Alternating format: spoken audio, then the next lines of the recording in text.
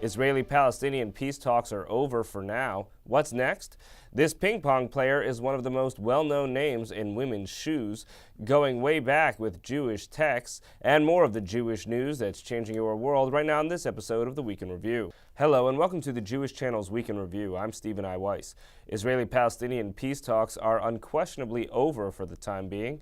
The final decision to suspend negotiations was made by Israel a day after Palestinian Authority President Mahmoud Abbas signed a reconciliation agreement with Hamas.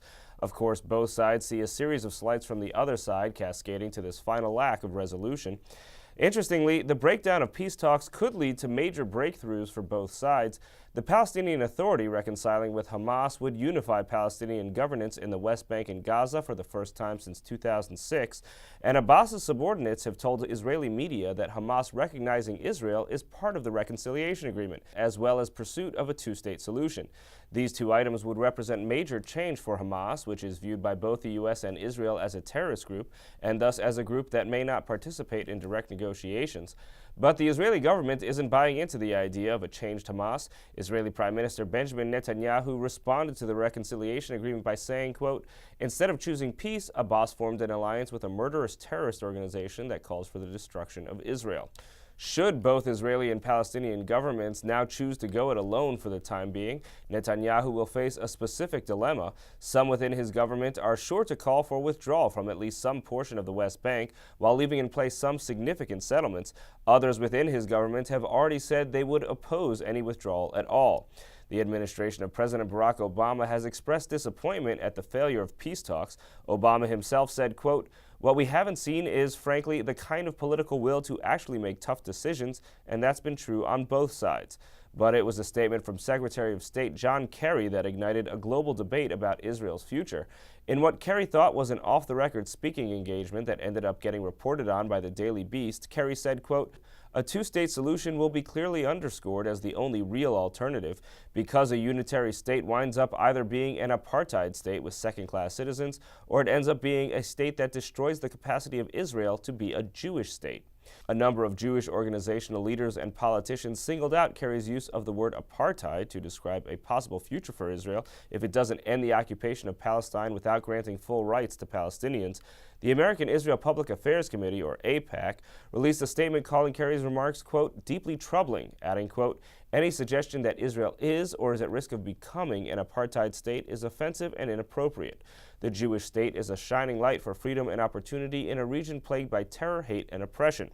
Kerry clarified his remarks in a statement on Monday, declaring, "Israel is a vibrant democracy, and I do not believe, nor have I ever stated publicly or privately, that Israel is an apartheid state or that it intends to become one." One can highlight that difference between Kerry's use of the word intends, suggesting that he's speaking about what could happen to Israel in the future, and AIPAC's suggestion that Israel is not, quote, "at risk of becoming an apartheid state," which suggests that Israel couldn't possibly become an apartheid state. At the end of his four-paragraph statement, Kerry noted something that has been the subject of much international commentary, which is Israeli government figures, past and present, have said much the same thing, that Israel is at risk of becoming an apartheid state if it doesn't end the occupation. Kerry wrote, quote, "While Justice Minister Livni, former Prime Ministers Barak and Olmert have all invoked the specter of apartheid to underscore the dangers of a unitary state for the future, it is a word best left out of the debates here at home." But speaking about what is future and what is past, the recently concluded Jewish holiday of Passover is all about looking backward. Christian Eden visited the Metropolitan Museum of Art to look all the way back to the 15th century. The Haggadah and the Bible, two books at the center of the Passover story and ritual. And this Passover season, the Metropolitan Museum of Art had two very special examples of those Jewish books on display: the Joel ben Simeon Haggadah, created in Italy in 1454, and a Hebrew Bible from Spain, created during the same period. The Jewish Channel spoke with Met curator Melanie Holcomb about these two precious paper links to Judaism's medieval past, beginning with the Spanish Bible, on loan through May 1st from the Hispanic Society of America, which was open to the Book of Exodus, an appropriate page given when its history began. Shortly after that, in 1492, the Jews are expelled from the Iberian Peninsula altogether. So it's really kind of a miracle in every way, not only its creation, but that it's been saved and kept. This manuscript ended up traveling within 40 years to Portugal. And there it received a whole new set of decorations, and we're looking at that stage in this Bible's life. And it was a very opulent stage indeed. The colors are rich. It's dripping in gold and full of all these fascinating motifs, little peacocks, dragons, all surrounding the first page of a given book of the Bible. The Joel Ben Simeon Haggadah is on loan from the Jewish Theological Seminary and will be at the Met for 2 years, with different pages on display at different times. Holcomb described the page open for Passover. The page that gives instructions for the Passover meal. It's sort of that moment for your viewers who are familiar with the rhythm of the Seder.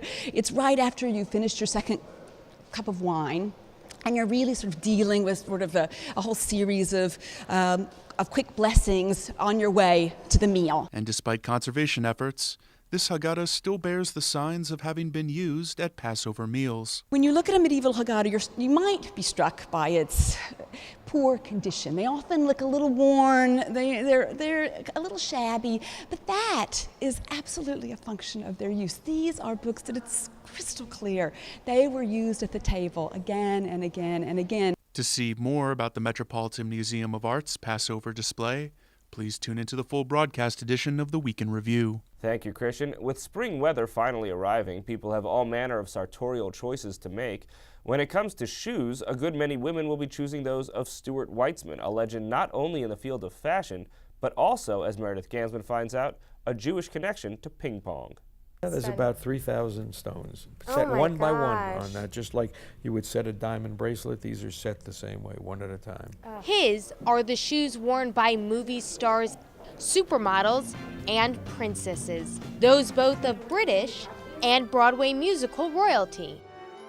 But Erica Russo, Bloomingdale's fashion director for women's accessories, says the iconic shoe designer Stuart Weitzman's favorite customer is the, quote, every woman. So not only is he always on fashion and he's on trend, but he also makes the woman feel beautiful so she can feel as good as she looks every single season. There's no giving in a shoe. It either works for you or it kills you. And I never felt that it was necessary to sacrifice design to make a shoe feel good. Weitzman grew up in his father's shoe factory, where they made high heels inspired by his mother. But Weitzman didn't initially follow in his father's footsteps.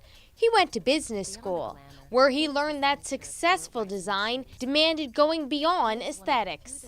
Engineering became part of the game. I realized as a businessman that you just can't design something beautiful. When it comes to the design of a shoe, Stuart Weitzman is thinking about one part of a woman's body. Down the foot. There are over 200 steps in the process of creating a leather shoe, Weitzman says. The inside of the arch is steel reinforced, and making thin heels is a matter of good engineering. Aside from it being just so perfectly, beautifully sexy, we call it the nudist because there's not much shoe there. There's that holds not it much on. there. But the front part has this cushioned platform. And when you are up that high, you can imagine all your weight is on the front of your foot. And that really makes it wearable. But women have to want a Weitzman shoe before they wear it. So he varies his styles from modern career shoes to shoes that enter a room before the woman wearing them. Maybe it's the competition of the fashion industry or the emphasis of success from his Jewish heritage, Weitzman says, that drives his culture of creativity. I don't want to be an unbroken link in the chain. So my link, I want to keep strong and solid. He's very competitive in the showroom and in the conference room. When you're going back and forth with Weitzman, you better have a good spin. Ping pong is the one sport where there are more people who think they can play who really can't. Like you, what are you going to do? Oh, I'm very sure that I really can. You just did it. Oh, You won I the got a first point. You won the first point. See Hey! that? To see more from Stuart Weitzman, tune in to the full broadcast version of the Week in Review. Thank you, Meredith. Finally this week, the self-described tiger mother, Amy Chua, is presenting a new argument about why different groups succeed in the United States, called the triple package. Chua and her husband, Jeff Rubenfeld, think they've identified those traits. I speak with them in this week's episode of Up Close. Also in this week's episode of Up Close, why aren't parents happy? According to studies, they're far less happy than those without children, and New York Magazine contributing editor Jennifer Senior tackles that problem in her new book, All Joy and No Fun, The Paradox of Modern Parenthood. I interview her in this week's episode of Up Close. Here are highlights from my interview with Chua and Rubenfeld. This book, I would say, more so than almost any I've come across, the actual book is different from the buzz around it, and that where the argument is that various cultural groups have certain traits that you believe have propelled them to economic success in America. You don't believe that these traits are inborn. Absolutely. You don't believe that these traits are even necessarily easily transferable, and you're also not blaming those groups that don't have it. Yeah, I mean, in fact, I think part of our research is an attempt to prove that these are not inborn traits. So one of the things we do is we look at Asian Americans among many other groups. Now, Asian American kids in the United States, they are really hitting it out of the park in terms of educational achievement. A lot of people know this, they think it's a stereotype. It's a matter of fact. So Asian American kids score 140 points higher in their SATs than the national average. But what we found digging into the data is, well, in fact, it's not our finding, other people have found this. Third generation Asian American kids, no difference whatsoever between their academic performance and the rest of the country. So just think about that. It proves it's not genetic, it's not biological, it's not racial, it explodes the whole idea of model, minority stereotypes. What we're saying is, hey, you know what? It's something going on in those first and second generations. Let's pull back the curtain, let's look at what's going on, the outlooks, the behaviors, the attitudes. That's what our book's about. Well, the one exception, of course, are the Jews. This is the only group we look at where you don't see decline, or you haven't seen decline yet set in that third generation. Every other immigrant group, you have this pattern. You get a little bit comfortable, you're 2 generations away from the immigrant population, and you get a little comfortable, and standards go down, success goes down. But the Jews have not demonstrated this pattern. They've been able to keep it going for a while. It's not so clear that they'll be able to keep it going beyond now for much longer. There's 2 theories of why Jews succeed and defy the rule that there should be a drop-off. There's basically the genetic theory, the IQ theory, which is propounded by a number of people and is somewhat supported by IQ tests among Ashkenazi Jews. And then there's our theory, which says, you know what? There's this cultural difference that Jewish insecurity remains strong generation after generation. It's because the Jews know that when they start to get prosperous in a country, well, for other groups that makes them, less insecure. For Jews, there's this feeling like when we start to get prosperous, that's when trouble starts. That's when they start coming after us. So you get this, you have a maintaining of insecurity in a Jewish community, and don't forget there's the Holocaust happens, all kinds of things happen that affect the Jews in the United States that maintains that insecurity even as they're doing better in the course of the 20th century. But the question is that really true now? Or are Jews finally really becoming more secure as Americans in America? You can see the full episode of Up Close on the Jewish channel on cable. You can also listen to the full audio of Up Close as a podcast available on iTunes or in your favorite podcast player. That's all for this week from all of us here at the Jewish Channel. Be well. Jewish Channel is available on cable. Time Warner Cable Channel 528, IO Optimum Channel 505, RCN Channel 268, Bright House Channel 330, Verizon Fios Channel 900, Cox Cable Channel 1, Frontier Communications, and on Comcast in the on-demand menu under Premium Channels. For more information, visit tjctv.com.